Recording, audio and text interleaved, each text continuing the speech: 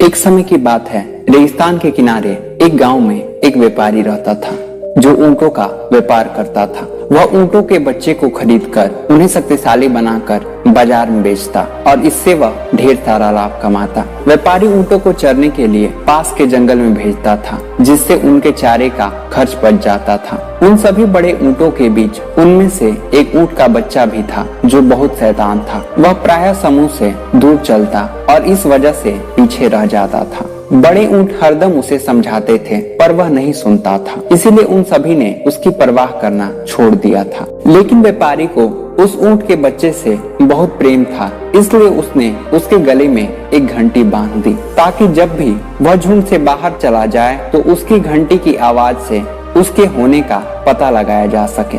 एक बार रोज की तरह सभी ऊंट उसी जंगल के पास चल रहे थे। तभी उस स्थान से एक शेर गुजरा। उसे ऊंट के बच्चे की घंटी के द्वारा उनके वहां होने का पता लगा लिया था। उसने झाड़ियों के पीछे से झांक कर देखा तो उसे पता चला कि यहाँ ऊंटों का एक बड़ा समूह है जो यहाँ चरने के लिए आया है। लेकिन वह फिर भी ऊंटों पर हमला नहीं कर सकता था क्योंकि उस समूह के ऊंट उससे अधिक बलशाली थे। इसीलिए वह मौके की तलाश में छुपकर खड़ा हो गया। तभी समूह के एक बड़े ऊंट को खतरे का आभास हो गया। उसने समूह को गांव वापस चलने की चेतावनी दी और उन्हें पास पास चलने को कहा। ऊंटों ने एक मंडी बनाकर जंगल से बाहर निकलना आरंभ कर दिया। शेर ने मौके की तलाश में उनका पीछा करना शुरू कर दिया।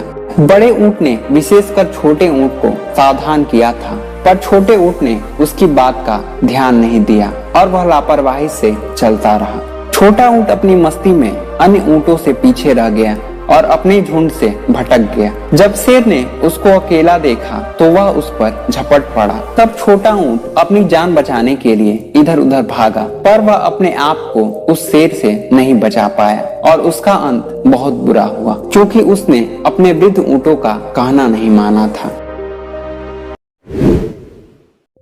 दोस्तों, जीवन में बहुत से लोग होते हैं जो अपने बड़ों की बातों को नहीं मानते हैं, जिसकी वजह से उन्हें जीवन में बहुत ही मुसीबतों का सामना करना पड़ता है और बहुत सारा दुख उठाना पड़ता है।